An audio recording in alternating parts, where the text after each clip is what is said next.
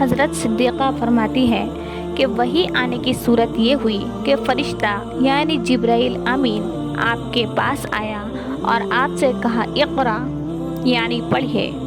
آپ نے فرمایا ما انا بقاری یعنی میں پڑھنے والا نہیں ہوں، کیونکہ آپ امی تھے، اور جبرائیل امین کے قول اقرا کی مراد آپ پر اس وقت واضح نہ تھی کہ کیا اور کس طرح پڑھوانا چاہتے ہیں، یا کوئی لکھی ہوئی تحریر دیں گے جس کو پڑھنا ہوگا، اس لیے آپ نے امی ہونے کا عذر کر دیا۔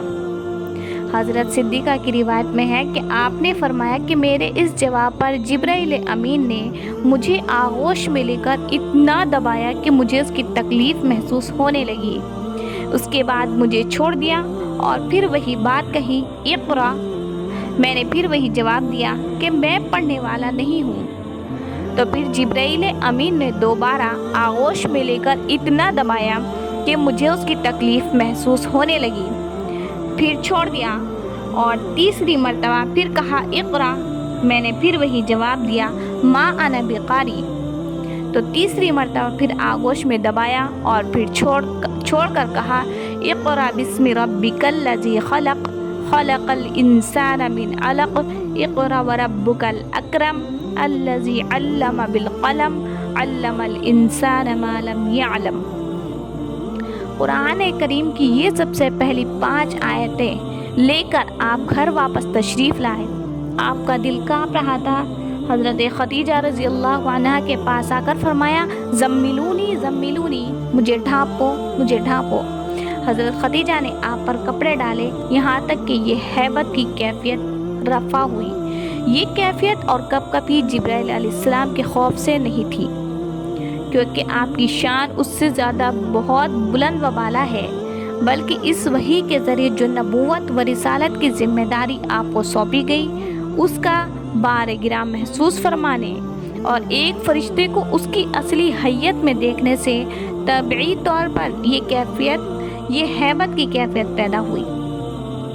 حضرت صدیقہ رضی اللہ عنہ فرماتی ہیں کہ افاقے کے بعد رسول اللہ صلی اللہ علیہ وسلم نے حضرت خدیجہ رضی اللہ عنہ کو غار حرا کا پورا واقعہ سنایا اور فرمایا کہ اس سے مجھ پر ایک ایسی کیفیت طاری ہوئی کہ مجھے اپنی جان کا خوف ہو گیا۔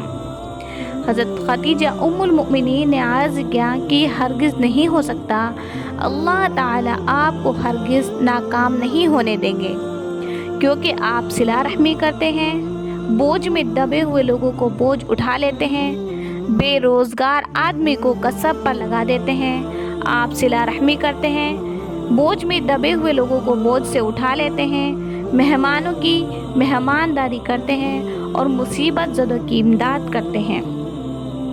حضرت خدیجہ رضی اللہ عنہ پڑھی لکھی خاتون تھی، ان کو شاید کتب سابقہ تورات و انجیل سے یا اس کے علماء سے یہ بات معلوم ہو گئی ہوگی کہ جس شخص کے اخلاق و عادات ایسے کریمانہ ہو وہ محروم و ناکام نہیں ہوا کرتا، اس لیے اس طریقے سے رسول اللہ صلی اللہ علیہ وسلم کو تسلی دی۔